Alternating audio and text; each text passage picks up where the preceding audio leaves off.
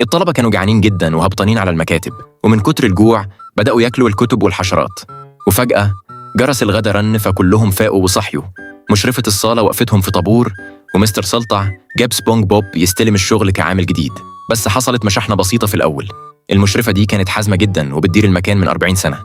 مستر سلطع وسبونج بوب راحوا فورا على أماكنهم، والمشرفة كانت بتتساءل ومش فاهمة تصرفاته. سبونج بوب شرح لها إنه جاي يعمل سلطع برجر، بس هي وضحت إن ممنوع دخول أي أكل من بره، فما كنش قدامهم غير تجهيز الأكل الموجود في المخزن زي الأعشاب والرغيف والكيك المسلوق. الأكل ده ما كنش محتاج يتجهز طازة لأنه وجبات جاهزة، وسبونج بوب اضطر يلتزم بالقوانين. الطلبة كانوا مضغوطين عشان مش عارفين ياكلوا سلطع برجر، فمستر سلطع استعجل سبونج بوب. سبونج بوب طلع الأكل وكان شكله ما يتاكلش، واشتكى إنه مش طايق الشغلانة دي لأنها ضد مبادئه.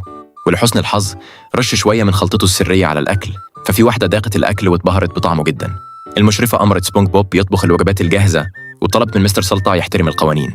لؤلؤة ورت أصحابها السلطع برجر اللي باباها عمله، وسألته ليه مش راضي يعمل لزمايلها. فهمها إن المشرفة بتراقبهم، وعشان ياكلوا لازم يشتتوا انتباهها بذكاء.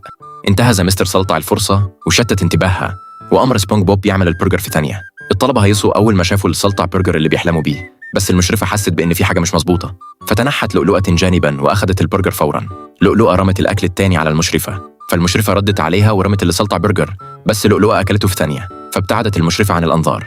سبونج بوب عمل برجر خاص وحذفه في بوق المشرفة، فذاقت طعمه المميز، وقررت فورا تعمل رحلة لمطعم مقرمشات سلطع. شفيق أخذ بريك يرتاح، وفي اللحظة دي وصلت 5 أتوبيسات والمطعم اتملى زباين، وقامت لعبة تقاذف الأكل من جديد. سبونج بوب كان زعلان على الأكل اللي بيترمى، بس مستر سلطع أمره يجهز وجبات أكتر لأن دي طريقته للمكسب.